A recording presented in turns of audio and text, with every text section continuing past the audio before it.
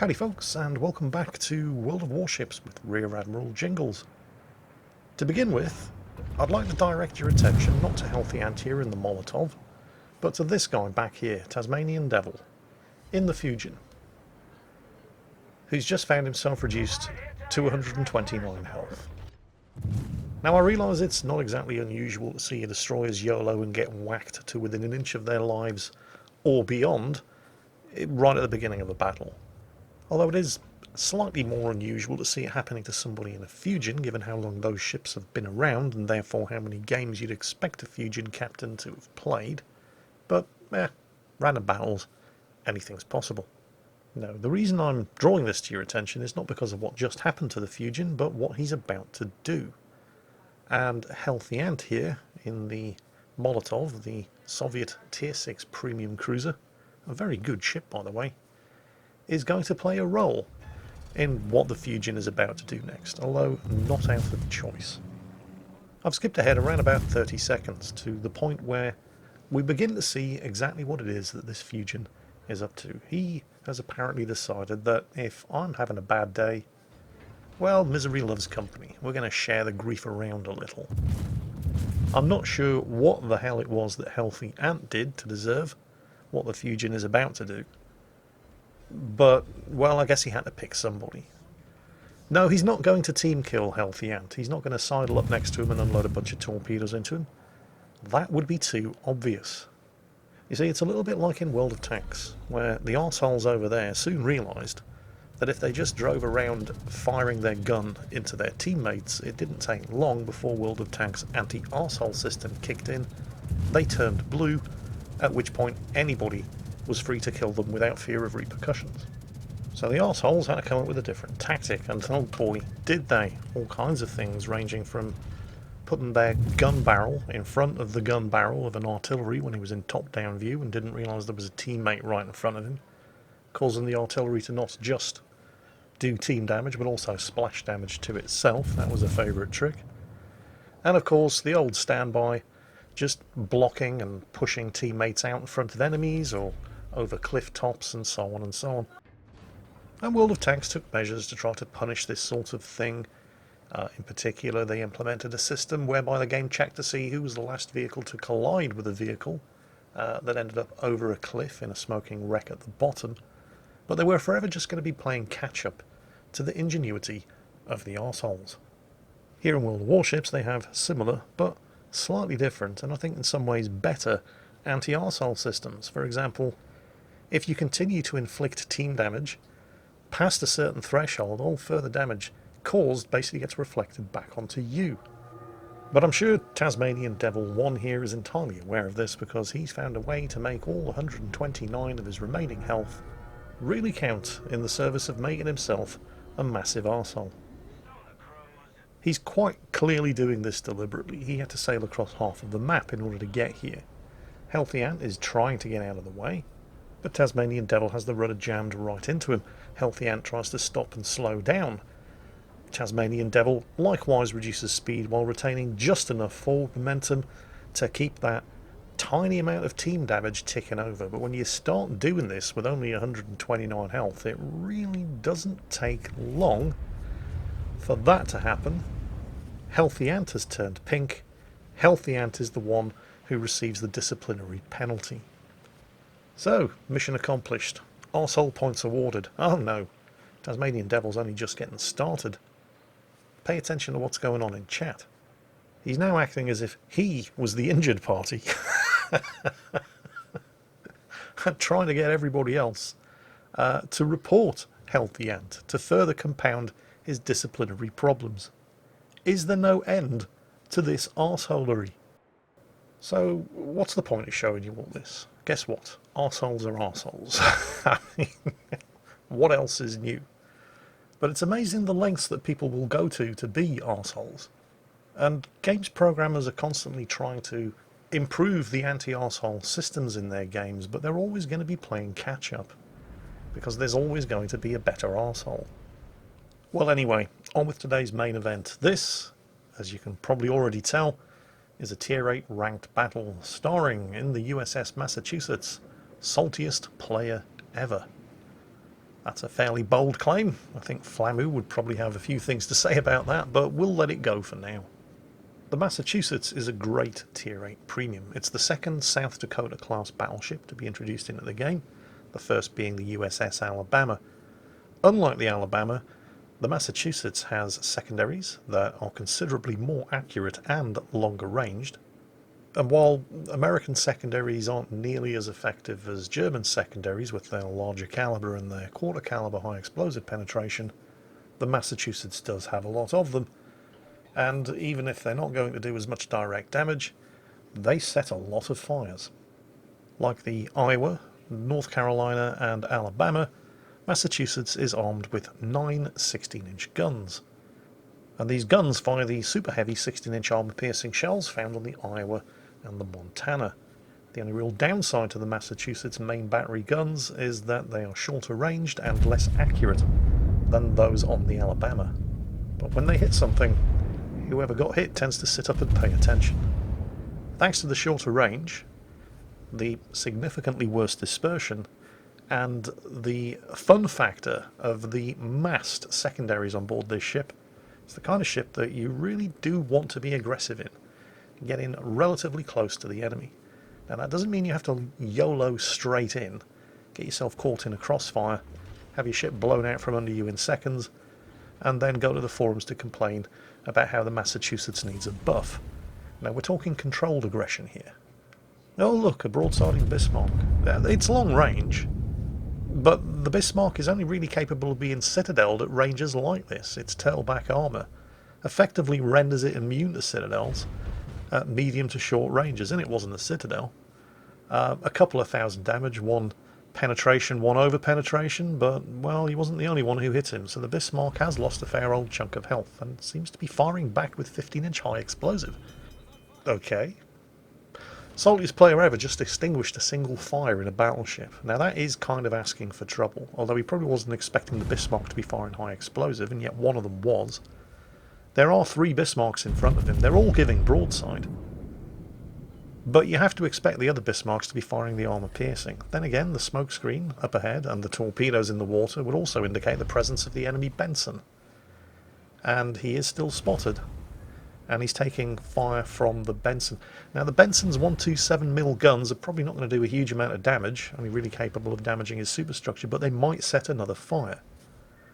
And that would be a problem, because now he can't extinguish it, and here come some rocket attack planes, although the enemy carrier would be foolish in the extreme to be directing his initial attacks against the Massachusetts, not just because the friendly carrier has dropped a combat air patrol on top of him, but the Massachusetts has an unrivaled AA suite at its tier.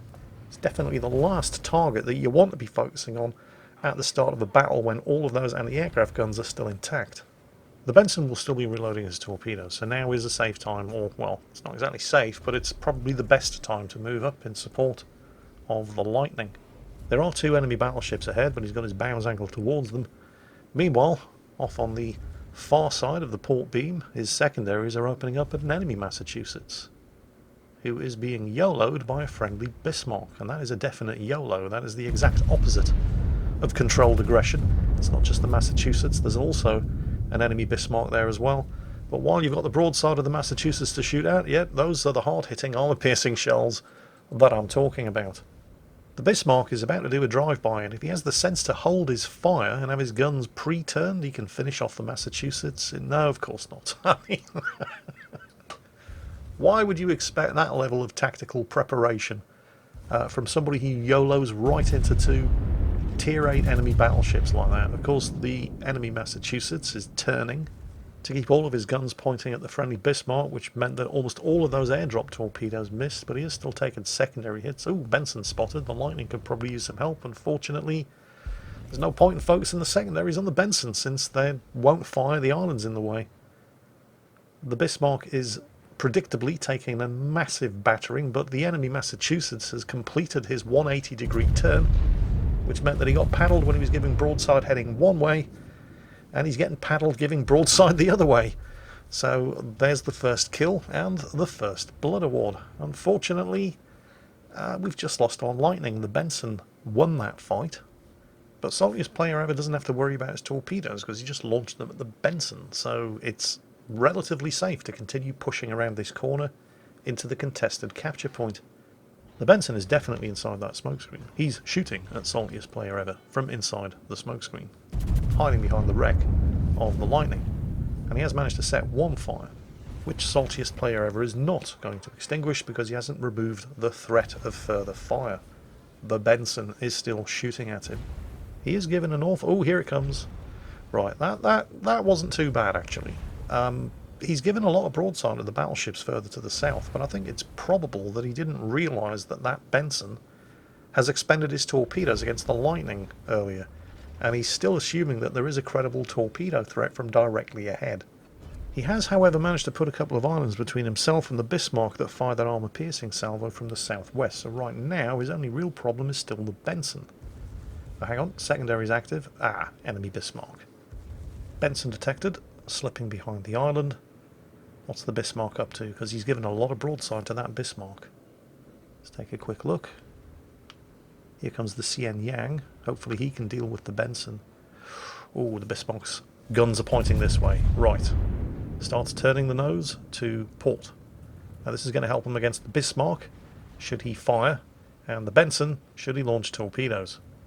And the Benson is going to launch torpedoes, just not at Saltiest Player Ever. He's taken out the Xian Yang, rear turrets fire, he takes out the Benson. And the Bismarck is now far enough behind the island over there that even if he was going to shoot at Saltiest Player Ever, he no longer can.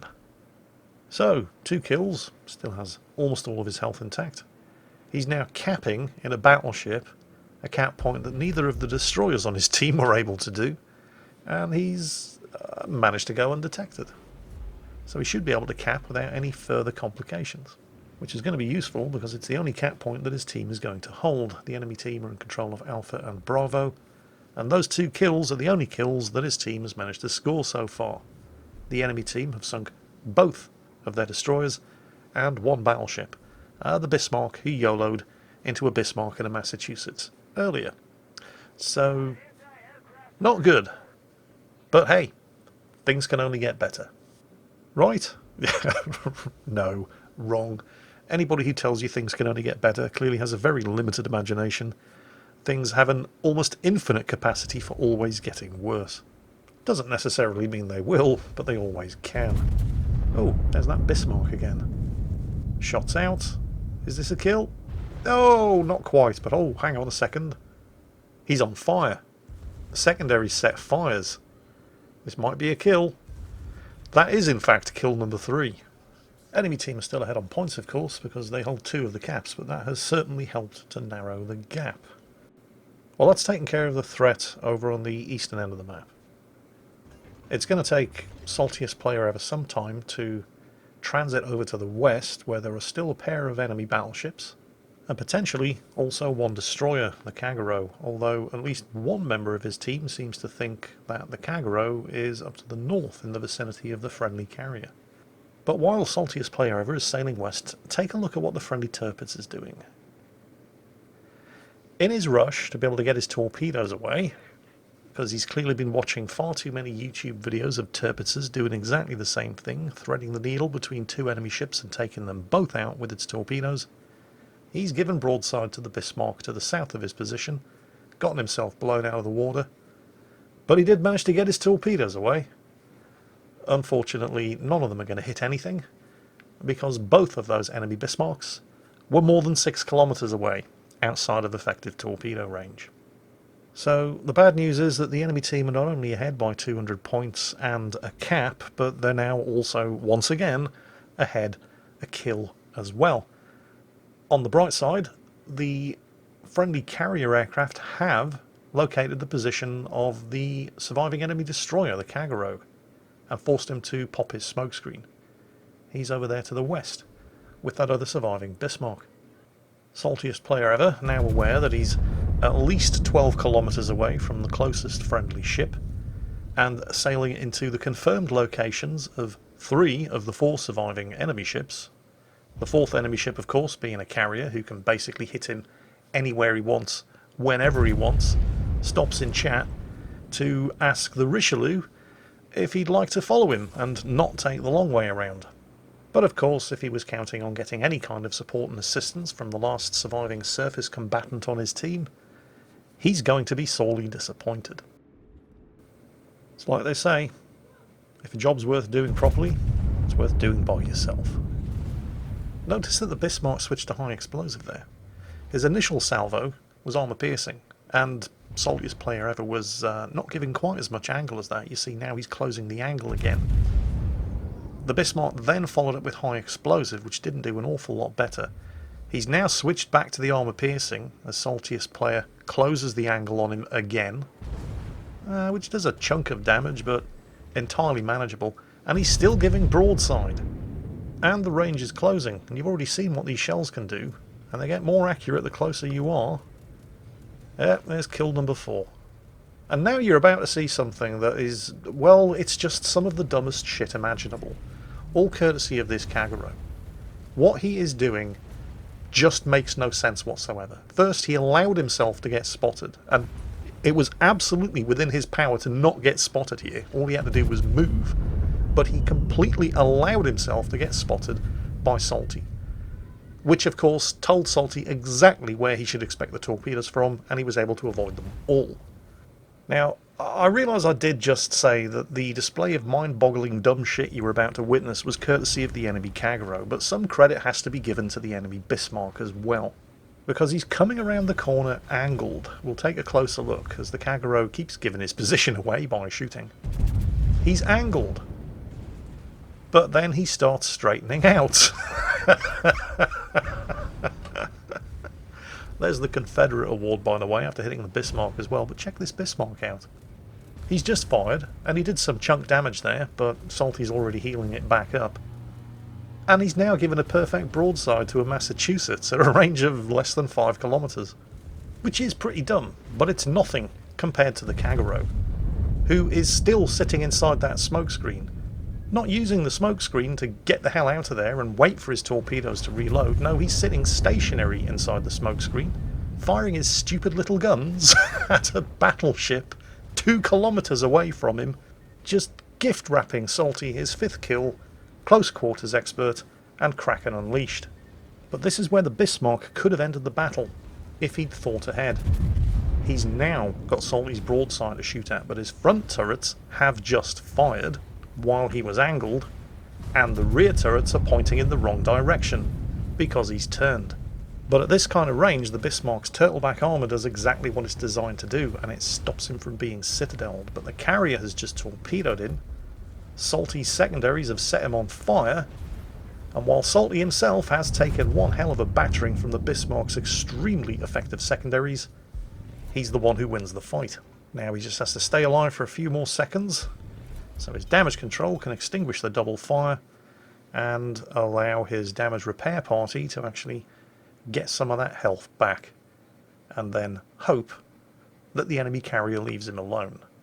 Oh, and by the way, he's also capping out his second capture point.